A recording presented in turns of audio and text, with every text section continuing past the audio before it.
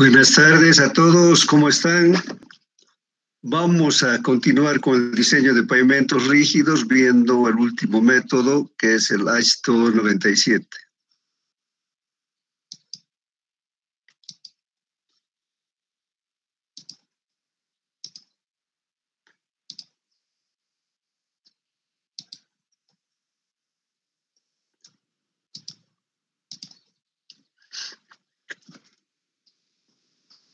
La importancia de este método radica en que es una transición entre el AISTO 93 y el 2008 que es enteramente mecanicista. O sea, partiendo de datos empíricos, el análisis se hace mediante métodos matemáticos. Entonces, por primera vez en este método se empieza a incluir como dato de diseño datos de clima, el viento, la temperatura y las precipitaciones fluviales. Y otros datos que en el AISTO 93 no se consideran referente, por ejemplo, a la contracción del hormigón durante la época de fraguado, etc. Entonces, este método también está basado en el ensayo que se hizo a escala real, en el ensayo vial en 1960. Después de las correcciones que se hicieron entre el 72, 81, 86 y 93, entonces salió una guía adicional, pero solo para pavimentos rígidos.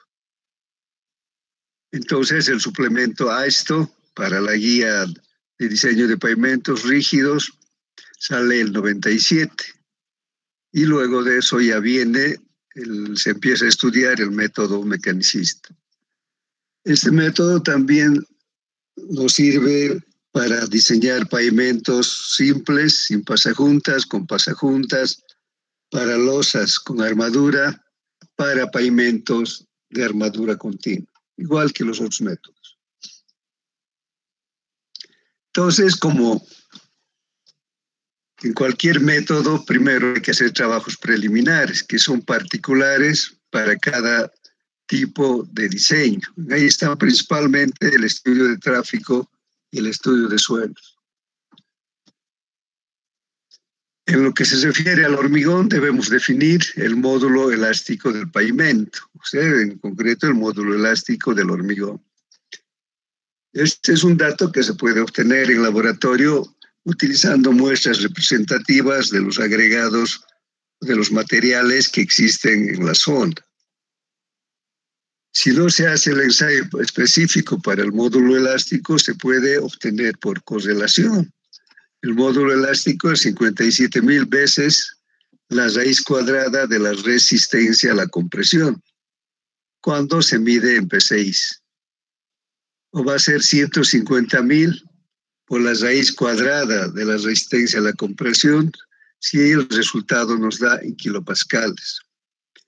El módulo de rotura, que es la resistencia a la tracción por flexión, se realiza con carga al tercio.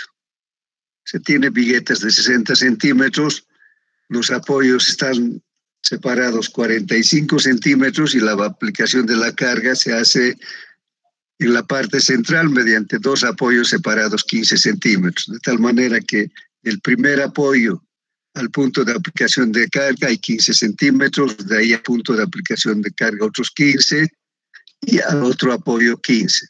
Entonces es por ese motivo que se llama el ensayo con carga al tercio. También se puede determinar en base al ensayo de compresión, en base al módulo de rotura, en base a la resistencia a la flexión, que nos dice que puede ser un factor K por la raíz cuadrada de la resistencia a la compresión. Y este valor K varía de 7 a 12. Normalmente se utiliza 10. También se podría hacer una correlación con el ensayo de tracción por compresión diametral. Este es un ensayo de compresión, pero que se hace en el sentido del diámetro. En este caso, el la resistencia a la tracción indirecta ha de ser a 2 veces la carga aplicada por pi por el diámetro de la probeta por su longitud. Y normalmente ese valor de la resistencia a la tracción indirecta ha de ser de 6 a 8 veces la resistencia a la compresión. El módulo de reacción efectivo es el módulo de reacción de la subrasante, pero a través de un ensayo un poco más sofisticado, que en vez de medir solo la deformación que se produce en el ensayo de placa, el hundimiento que tiene la placa de 30 pulgadas, se espera a que se recupere el suelo y se mide la recuperación que ha tenido. Se medimos la deformación total con la aplicación de la carga y luego quitamos la parte que recupera el suelo de su condición original. Entonces ahí tenemos una deformación permanente que produce el ensayo con carga, o sea, con la carga de placa, y la parte elástica es la parte que se recupera una vez que se ha dejado de aplicar la carga. Esto es más representativo porque las cargas no son de aplicación constante. Se aplica y pasa, se aplica y pasa. Después el método nos da varias opciones para determinar el valor de K. Por ejemplo, nos da una ecuación para los suelos cohesivos. Primero determinamos el grado de saturación, que va a ser igual al contenido de agua que se puede obtener, el porcentaje de humedad que se puede obtener en laboratorio, dividido entre 62.4 entre la densidad seca del suelo, el material, que también se puede determinar en laboratorio, menos 1 sobre la gravedad específica. Entonces, con este valor del grado de saturación entramos a un abaco. Entonces, este procedimiento es solo para suelos cohesivos, o sea, para suelos arcillosos. Entonces, entramos con el grado de saturación y vamos hasta una de las líneas diagonales que representan el tipo de suelo. Tenemos suelos finos A4, A5, A7,5, A7,6, hasta A6. Lo subimos hasta interceptar la curva que representa nuestro suelo y sacamos una proyección hacia el eje vertical y ahí vamos a leer el valor de K en P6 sobre pulgada.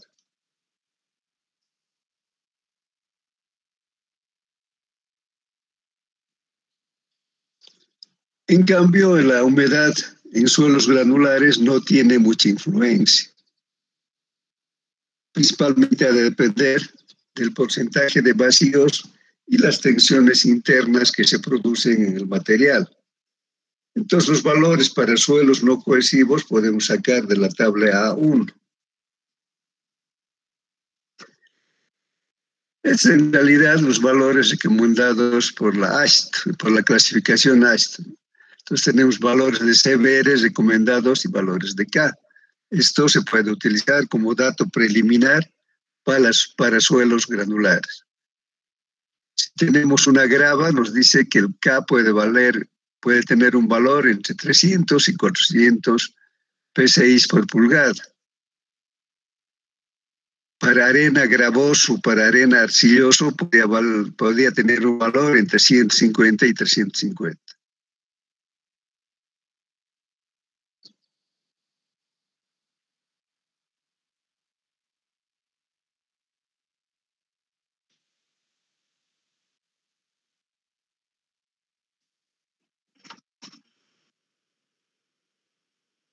Y en la A1 también están suelos arcillosos del tipo A4, A5, A6, A7,5, A7,6, que también tienen un valor referencial, que no es definitivo, pero se puede utilizar en diseños preliminares.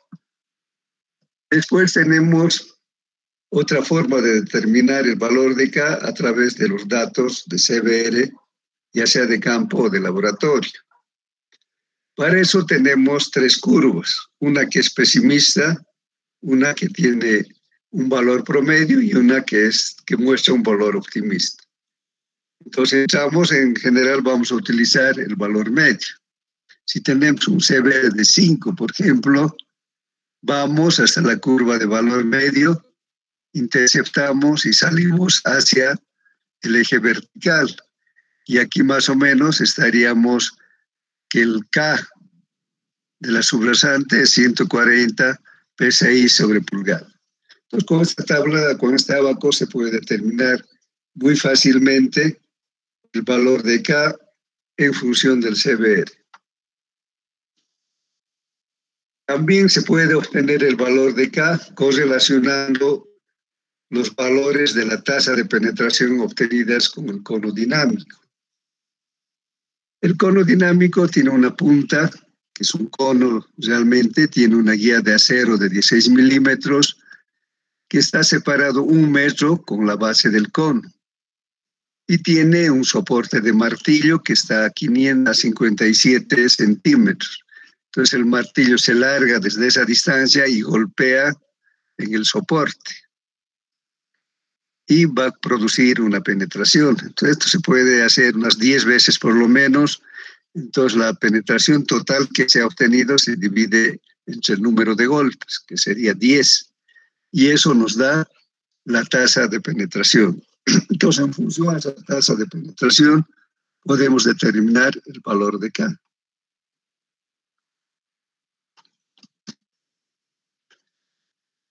Después, el ensayo específico sería el ensayo con placa de carga.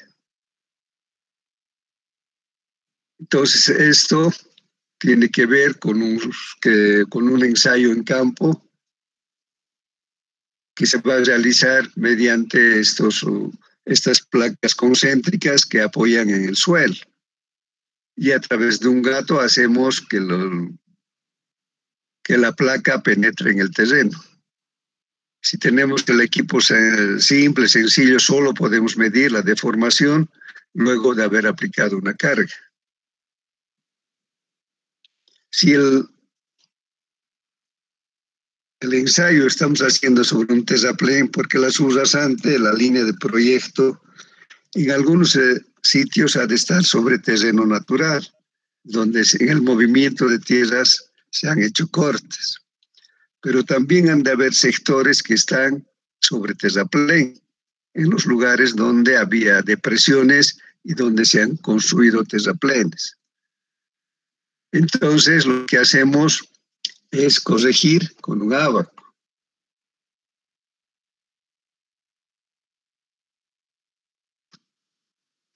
Y tenemos este gráfico.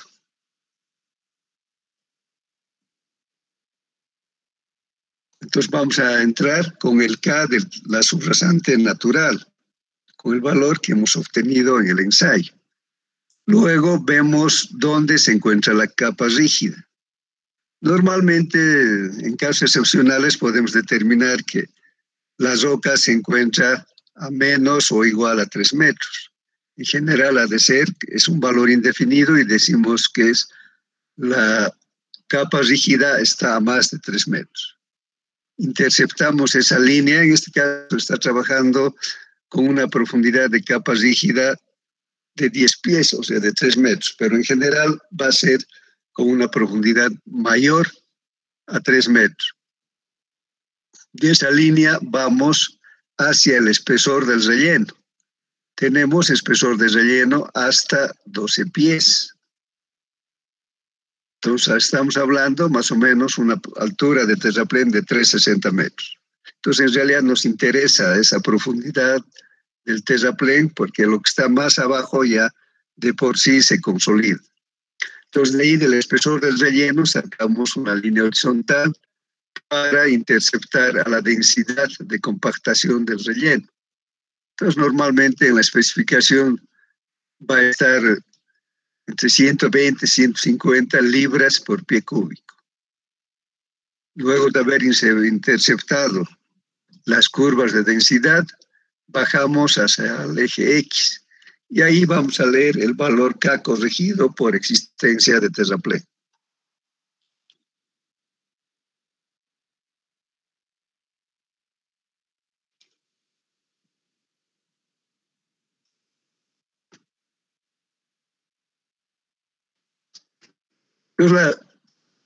El módulo de reacción o coeficiente de balasto, especialmente se utiliza el término de coeficiente de balasto en ferrocarriles, cuando se hace el diseño de las durmientes.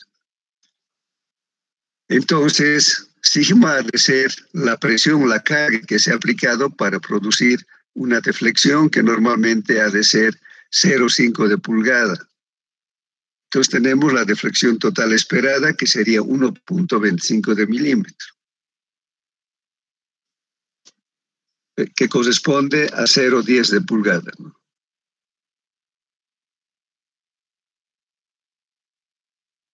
Entonces el valor que leemos para la penetración nos da el valor de K. Por eso K es la presión aplicada, que está en libras sobre pulgada cuadrada, y la deformación en pulgadas. Por eso el resultado es la carga dividido entre pulgadas al cubo. Entonces dijimos, si hay un ajuste por la existencia de un terraplén, utilizamos este ábaco. Por el clima cambiante que tiene Estados Unidos, estos métodos han sido hechos para Estados Unidos. Entonces, lo que se hace es sacar un valor representativo estacional. Eso significa que haríamos el ensayo al menos durante 12 meses, o sea, una vez cada mes. Pero eso en nuestro caso no es factible, porque los proyectos demorarían mucho. Y además tenemos un clima en general estable. Entonces tenemos aquí con 4 ensayos que se han hecho solo por las estaciones: primavera, verano, otoño, invierno. Entonces determinan los valores de K y los ejes equivalentes admisibles para esa K, y con eso determinamos el daño relativo. El daño relativo es el inverso de los ejes equivalentes. Y luego sacamos un promedio del daño relativo. Entonces vemos que el promedio en este caso es 0,067. Y para esto vemos qué valor de K va a corresponder. Primero determinamos a qué nivel de tráfico corresponde este promedio. Según esto, correspondería a un tráfico de 14,92 millones. Por tanto, el valor efectivo de K sería 229, que es un promedio también, P6 por pulgada. Si tienen preguntas, eso sería respecto al estudio de suelo, que principalmente tiene que ver con la determinación del módulo de reacción de la subrasante. El otro ensayo, otro trabajo preliminar, es la determinación del tráfico. Y aquí tenemos exactamente el mismo procedimiento que para el diseño con el ISO 93. Vamos a utilizar factores equivalentes de carga, el factor de camión, los ejes equivalentes, que sería el total, y a través de aplicar estos criterios a una clasificación vehicular. También vamos a aplicar el factor direccional y el factor de carril con el mismo criterio que en el ISO 93. También vamos a utilizar las mismas tablas para los factores equivalentes de carga.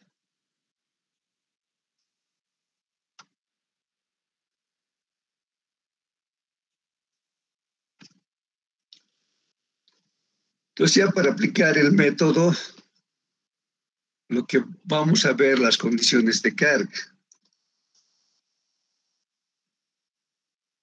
Tenemos 2 posibilidades de carga. Uno, cuando el eje se encuentra en la parte central de la losa. Esto generalmente provoca fatiga.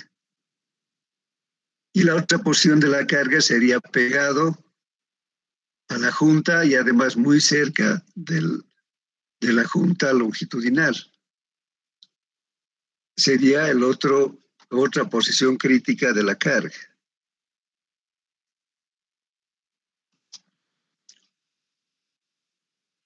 Entonces aquí dice que el eje ha de estar a 50 centímetros del borde de la losa. Y vemos un vehículo que tiene un ancho, una distancia entre sus llantas de 72 pulgadas.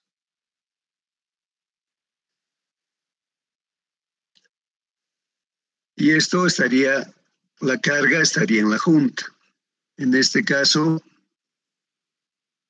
a 20 pulgadas del borde y también una separación entre las ruedas de 72 pulgadas.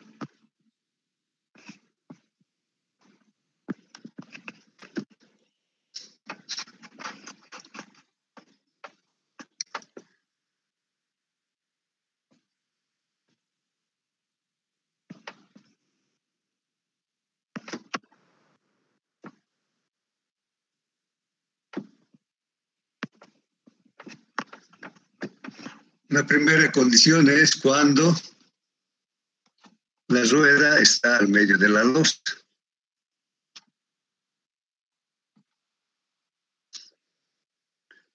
Sería con carga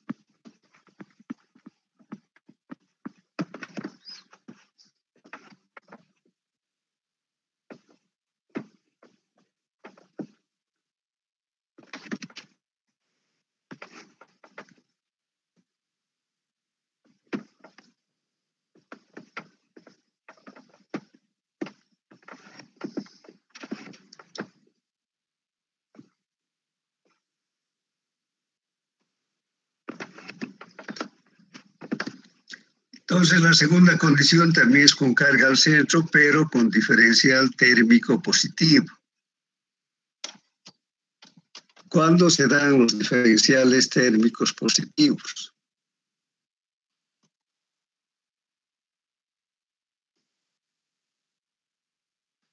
En la hora de más calor, la temperatura en la superficie ha de ser mayor y en la base la temperatura ha de ser menor.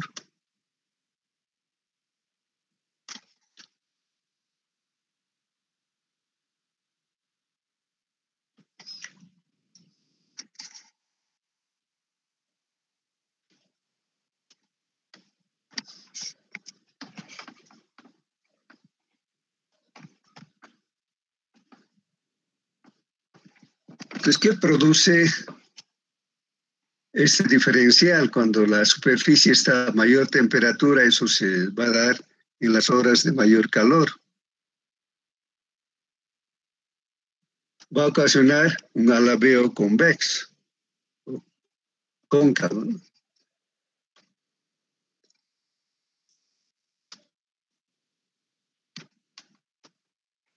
Entonces, la losa se va a deformar en este sentido. Entonces, cuando la losa está alabeada, si aplicamos la carga, se va pisa una rueda, lógicamente los esfuerzos que genera son mayores.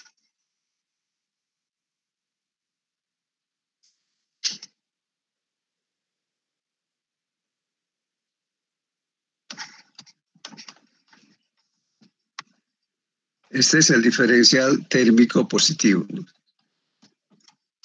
Cuando se da el diferencial térmico negativo.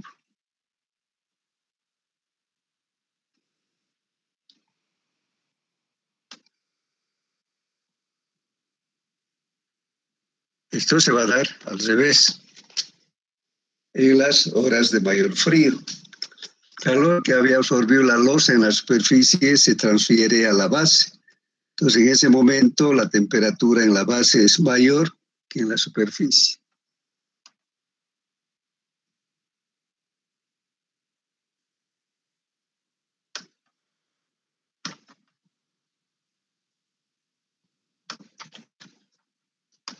Entonces, en la superficie es la temperatura menor.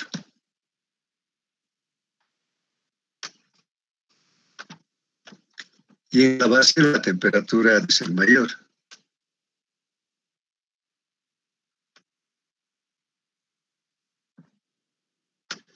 Entonces, aquí va a haber un alabeo al revés, un alabeo convexo.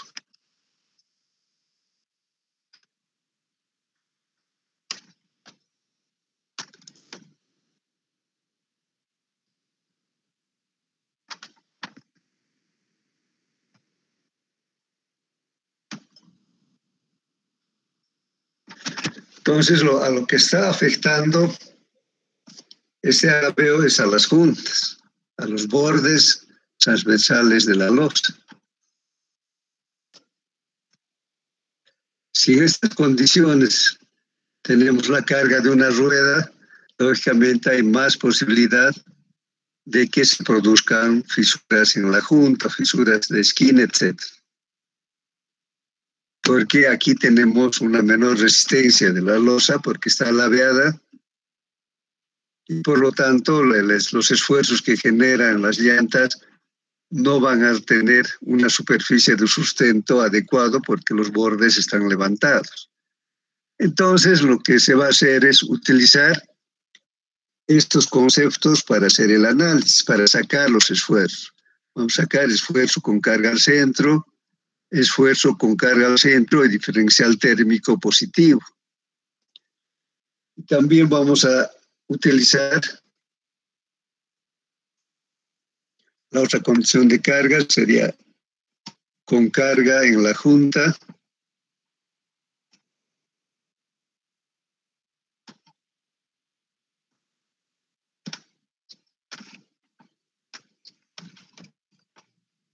y diferencial térmico negativo.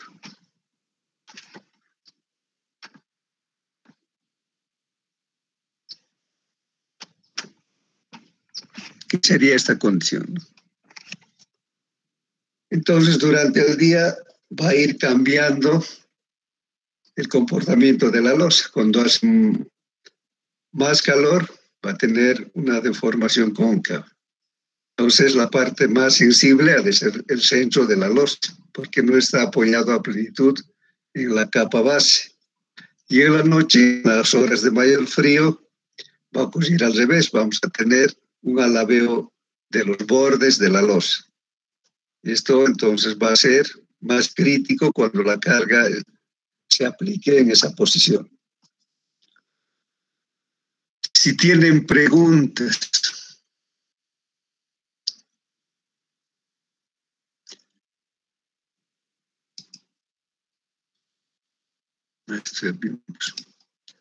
Entonces, los parámetros de diseño que utiliza el método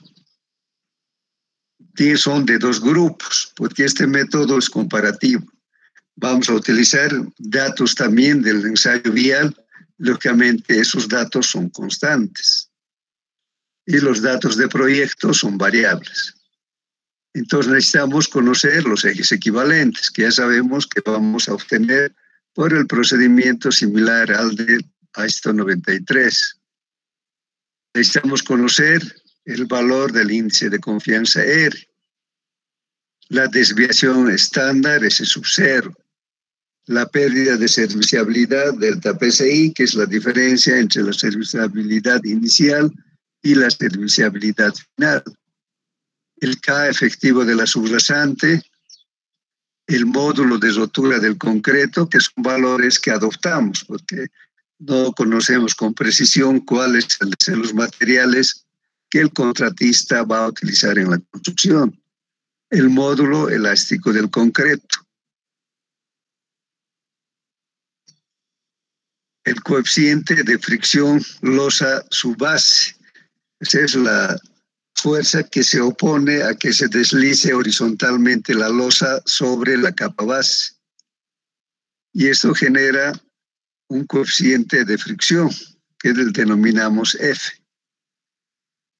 Luego el módulo de Poisson, el factor de ajuste de borde E, que depende del ancho, depende si de la losa es una losa convencional, es una losa con bermas acotadas o con sobreancho.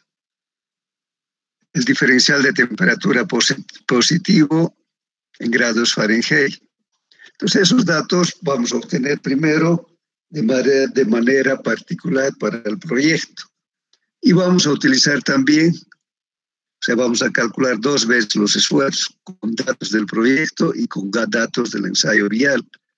Entonces, los datos del ensayo vial, el K elástico 110 PSI, el módulo de rotura del hormigón 690 PSI, el módulo elástico 4200 PSI, el espaciamiento de juntas en pulgadas 180, el módulo elástico de la subbase 25.000 PSI, el coeficiente de fricción 1.4, un espesor de subbase de 6 pulgadas, el módulo de Poisson de 0,2 y un factor de ajuste de borde igual a 1.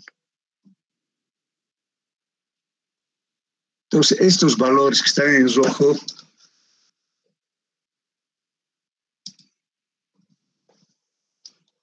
son valores constantes, que para cualquier diseño van a ser los mismos. Los que van a cambiar son los datos del proyecto.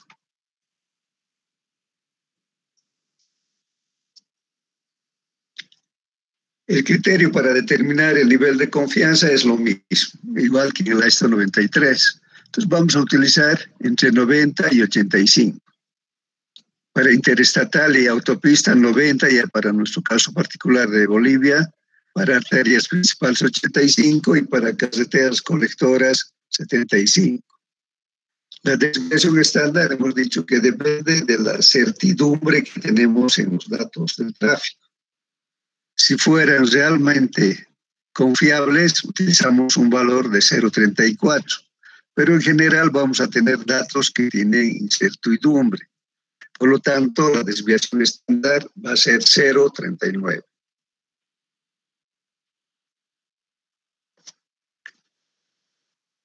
Lo que hay que tener en cuenta es que esta guía de diseño, las ecuaciones de diseño de la ISO 97, para que resulte más fácil de aplicar y de elaborar, han utilizado un nivel de confianza de 50%.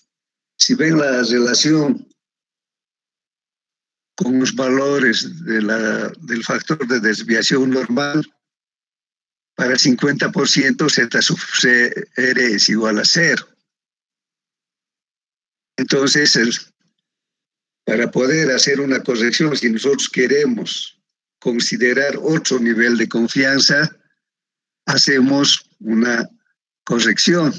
Entonces, el valor obtenido para los ejes equivalentes admisibles, sacamos, multiplicamos o hacemos que sea igual a 10 elevado al logaritmo de omega sub 18 a W sub 18, que sería el valor obtenido con un valor de R igual 50, más Z sub R para la índice de confiabilidad que estamos aplicando, multiplicado por la desviación estándar. O de otra manera, también puede ser el logaritmo corregido de los ejes admisibles, sería el logaritmo obtenido para los ejes equivalentes con 50% más Z sub R por S sub 0 para el nivel de confianza que queremos corregir. Si tienen preguntas.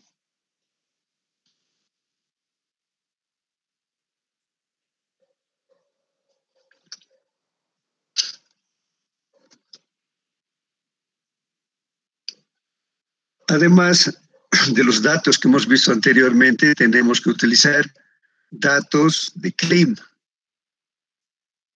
Wind va a ser velocidad promedio anual del viento en millas por hora. Temp es la temperatura media anual en grados Fahrenheit y la PRECIF es precipitación media anual en pulgadas. Esos datos corresponden al promedio anual de los datos obtenidos en la estación meteorológica.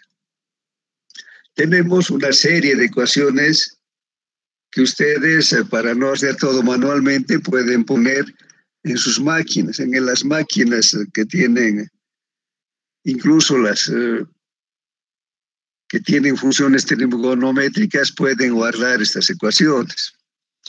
Primero vamos a determinar el radio de rigidez relativa, que ha de ser igual a la raíz cuarta del módulo elástico por el espesor de la losa elevado al cubo, dividido entre 12 multiplicado por 1 menos el módulo de Poisson, que en el ensayo vial hemos dicho que 0,2, en nuestro caso puede variar entre 0,15 y 0,25, y eso multiplicado por el valor de K, que es el módulo de reacción de la subrasante. D es el espesor de la losa. Igual que en el otro método, vamos a adoptar al empezar el diseño un espesor de losa, que con el proceso de cálculo vamos a verificar. Si tienen preguntas. Nada.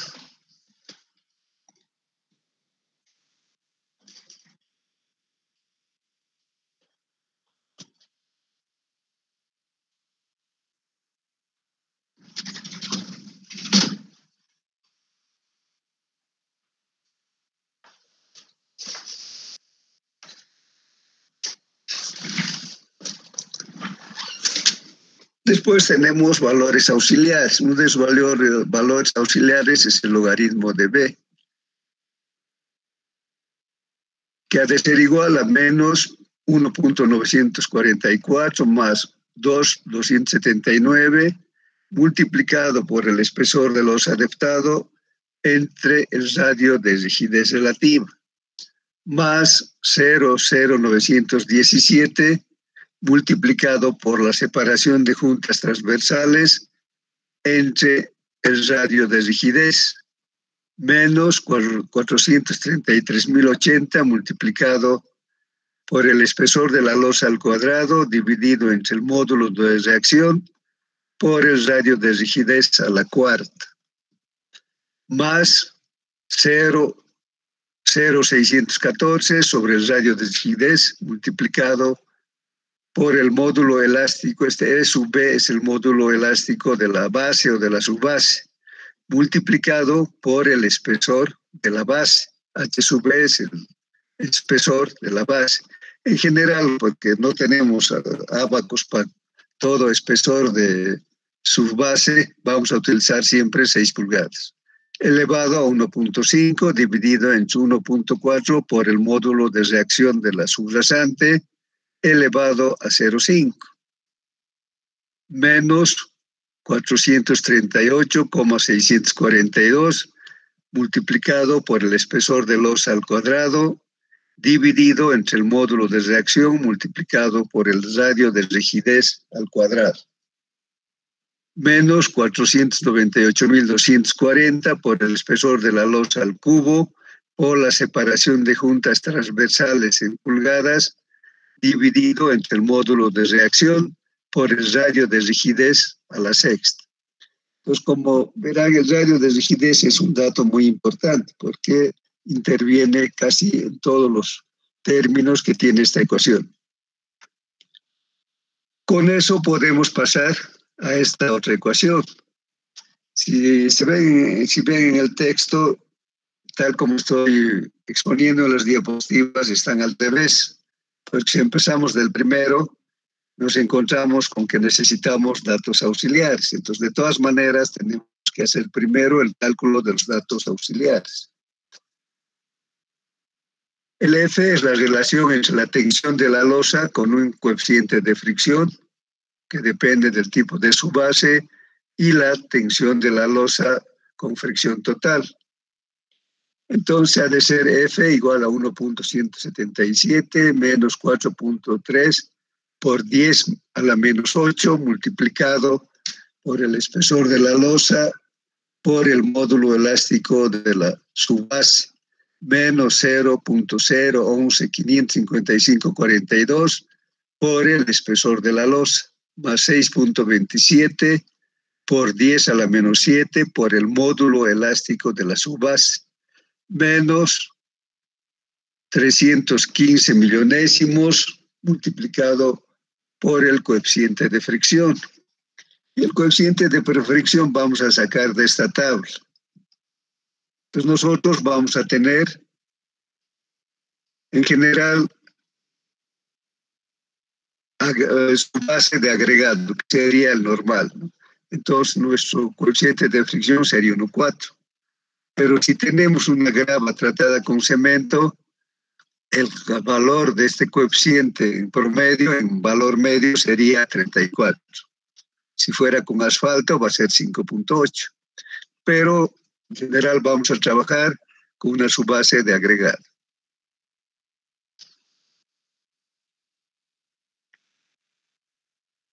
Luego vamos a sacar el esfuerzo que decíamos con tensión al medio de la losa, con esfuerzo de tensión al medio de la losa producido únicamente por la carga, o sea, sin considerar el alabeo que produce el diferencial térmico. Primero vamos a sacar con datos del ensayo vial. Estos son los esfuerzos que se sacan 2 veces, con datos del ensayo vial y con datos del proyecto.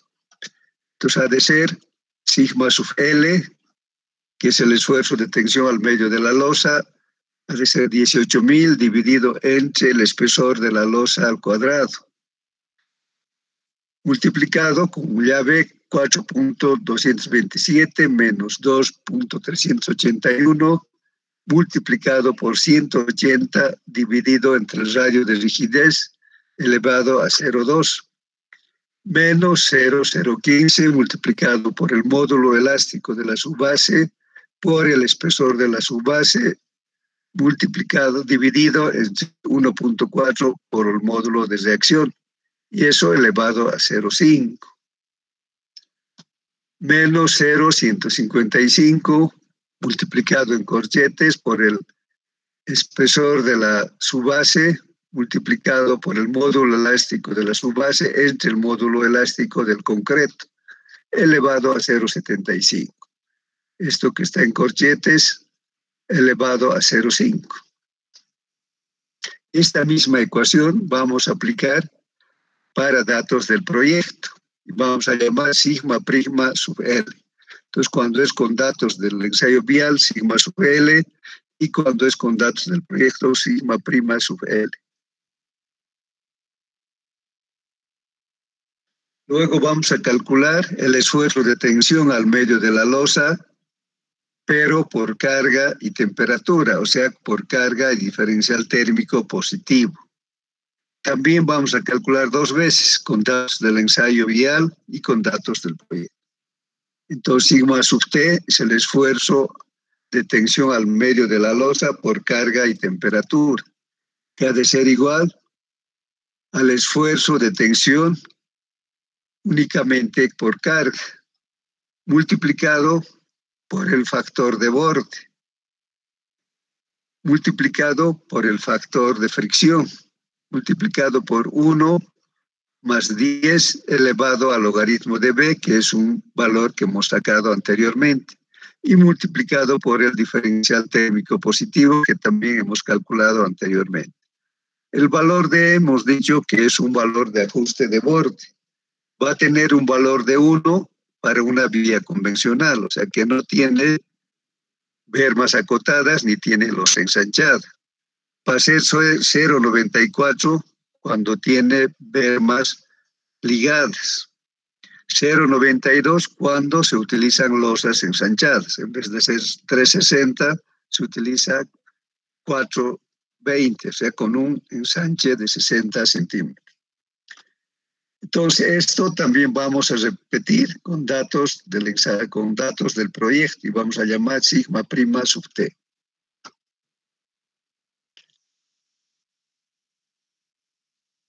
Entonces, seguimos obteniendo valores auxiliares. El valor de G es la diferencia entre el índice de serviciabilidad inicial menos el índice de serviciabilidad final, dividido entre el índice de serviciabilidad inicial menos 1,5. El valor auxiliar Y es igual a 1 más 3,63 multiplicado por un coeficiente de eje, multiplicado por un código de eje. L1 es un código de eje y L2 es un coeficiente de eje, elevado a 5,2. Dividido entre el espesor de la losa más 1 elevado a 8,46, elevado o multiplicado por el coeficiente de eje elevado a 3,52. ¿Esto qué quiere decir? Vamos a utilizar L sub 1 sobre un eje simple o eje tándem. Entonces, si nosotros utilizamos sobre un eje simple, vamos a utilizar un código de eje 1. Entonces, L sub 1 sería 1. Y si queremos hacer análisis utilizando la carga de un eje tándem, tendríamos que nuestro código de eje sería 2.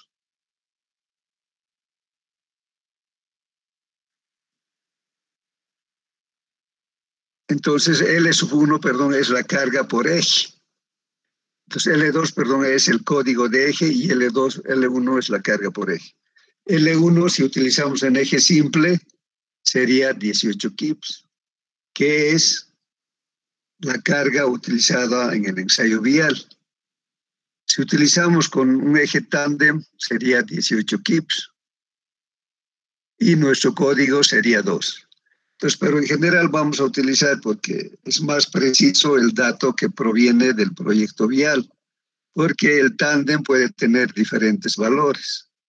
Entonces, si hacemos con un eje simple, L1 ha de ser la carga del eje simple, que sería 18 kips, y L2, el código de eje, ha de ser igual a 1. Luego, otro valor auxiliar es el logaritmo de R2, que es igual a 5,85 por 7,35 multiplicado por el espesor de losa más 1. menos 4.62 por el logaritmo de la carga de eje más el código de eje, más 3.28 por el logaritmo del código de eje. Finalmente tenemos otro valor auxiliar que es el logaritmo de W, que ha de ser igual al logaritmo de R más los valores auxiliares G sobre Y.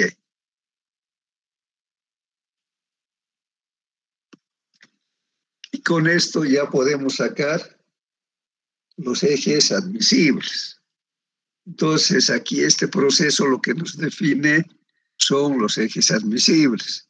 El valor calculado de ejes admisibles vamos a comparar con el valor de los ejes pronosticados, que es el cálculo que hacemos diferenciando ejes, aplicando los coeficientes equivalentes de carga, etc. Entonces, el logaritmo de los ejes admisibles ha de ser el logaritmo de W más 5,065 menos 0,03295 por el índice de serviciabilidad final elevado a 2.4. Con corchetes multiplicado por el logaritmo del módulo de rotura del hormigón entre el esfuerzo con carga al centro de la losa con diferencial térmico positivo, con datos del ensayo del proyecto, con datos del proyecto que se está estudiando, menos el logaritmo de 690 entre el esfuerzo con carga al centro y diferencial térmico positivo con datos del ensayo vial. Entonces, esta ecuación finalmente nos da los ejes admisibles, que es lo que estamos buscando calcular. Esto vamos a comparar con los ejes equivalentes, con los ESALs que calculemos de acuerdo al procedimiento que ya hemos aplicado varias veces. Entonces, siempre, lógicamente, los ejes admisibles W' tiene que ser mayor a los ejes calculados. Porque si los ejes calculados fueran mayores a los ejes admisibles, el pavimento fallaría antes de cumplir con el periodo de diseño. Si tienen preguntas.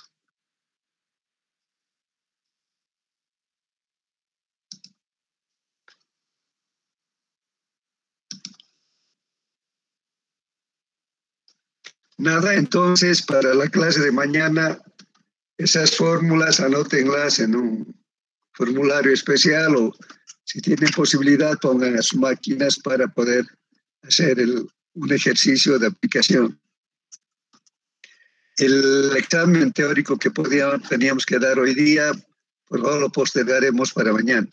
Entonces mañana vamos a hacer ese ejercicio. Perdón, el formulario de la parte teórica para los estudiantes que han dado el examen presencial. Si tienen preguntas.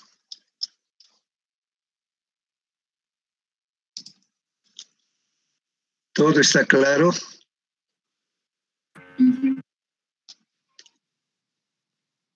Hice una consulta. Sí, adelante.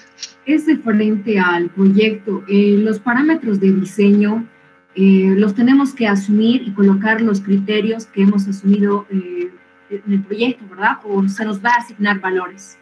No, ustedes tienen que adoptar de acuerdo a los datos que tenemos en el texto.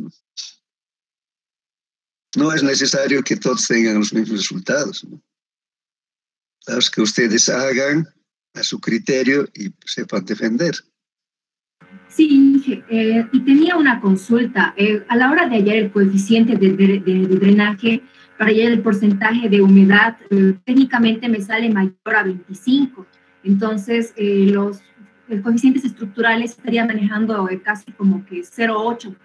En ese sentido, tanto para las tres capas, y esta mi duda ahí, no sé si estoy asumiendo bien ese criterio, porque... No, pero ¿y de dónde ha sacado ese porcentaje de tiempo próximo a saturación?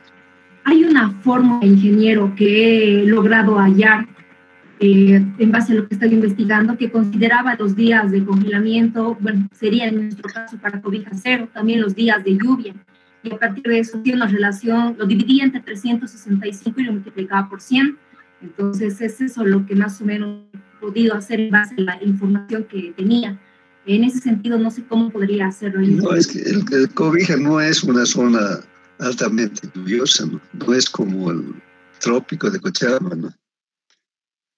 Primero tienes que ver en datos meteorológicos cuánto llueve, cuánto ha llovido los últimos 5 años. Entonces, porque ahí en los datos meteorológicos se tienen los días de lluvia. Entonces puedes sacar el porcentaje de cuántos días de lluvia se tiene y eso te da una idea del tiempo que va a estar expuesto a condiciones de humedad próximas a saturación. En Cochabamba, por ejemplo, las lluvias son muy bajas, ¿no? Cobija no es un lugar muy lluvioso, pero es más que Cochabamba. Tal vez está alrededor de los 1.000, 1.500, cuando más, ¿no? Pero esos datos existen en Senami, ¿no? Sí, he estado investigando y decía que era 6.6 aproximadamente meses los que son de lluvia, a lo que he estado investigando. Entonces, pero no solamente son meses de lluvia, sino la cantidad de lluvia, ¿no? Bueno, en ese sentido variaría mucho, Inge, y no sé qué criterio tomar, porque... Pero no ves, saca cuánto llueve al año, para empezar.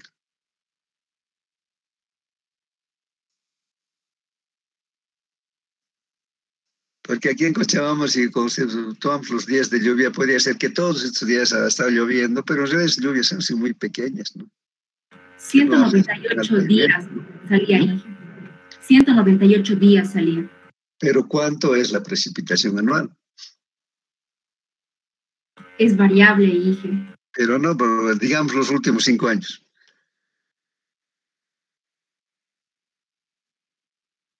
Y eso se saca un promedio de los 5 años y eso nos da una idea de la lluvia anual.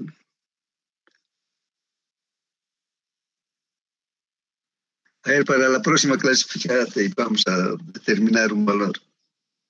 Si tienen otras preguntas. Inge, tenía Sí, una adelante. consulta igual acerca del proyecto. Para los análisis de precios, los precios, ¿nosotros los vamos a buscar o usted nos va a proporcionar los datos? Creo que está como dato el precio de la grava, ¿no? Está en el proyecto. Porque está anotado eso porque es un precio excepcional, ¿no? En el caso de Cobija, la grava se importa en realidad del Brasil, ¿no? Porque en Cobija solamente hay materiales lateríticos, en realidad en todo el departamento de Pando, ¿no? Por eso ustedes donde dice yacimientos, solamente aparece para su base y para rellenos. La grava está indicada ahí con su precio, creo que no me acuerdo, creo que está como $80, $90. Ya está bien. Lo voy a revisar de todas maneras y mañana vemos. Otras preguntas. Si no hay más preguntas, quedamos ahí y seguimos el día de mañana. Buenas tardes, que les vaya bien. Sí, adelante. Sobre el examen virtual. Ya mañana al finalizar la clase. Solo los que han dado examen presencial. No, los que estamos en virtual, Inge. ¿Qué tiene? ¿O pues ya se han mandado a sus correos? Sí, a mí no me mandó nada. No. ¿Qué te llamas? A mí tampoco, Inge. Pero ustedes no están anotados. Tenían que haber mandado su carnet de identidad. Sí, le manda Inge al correo. ¿Qué te llamas? Waldo Urquizu Camacho. Pero has mandado para el primero, ¿no? Sí. Sí, pero para el segundo no has mandado. Voy a mandar otra vez carnet. Claro, o sea, tengo que actualizar porque yo quiero verlos cuando está en el examen. Estudia porque es un examen diferente. Así. Está bien, Inge. Y vos, Natalia, lo mismo. Tú Ya, podrías haber dado, pero no sé por qué no has dado. Pero así que tienes que mandarlo. Ingeniero. Ya, Inge, gracias. Sí. Mi persona la ha enviado de mi compañera más, es que ha salido hoy No, día. no hay compañeros aquí. ¿Acaso es su abogado? Por mucho que sea su marido, ella sabe pensar, puede pedir. No, no Eso no sabía. puede ser, eso no puedes pedir por otra persona. Sí. Entonces, que les vaya bien hasta el día de mañana.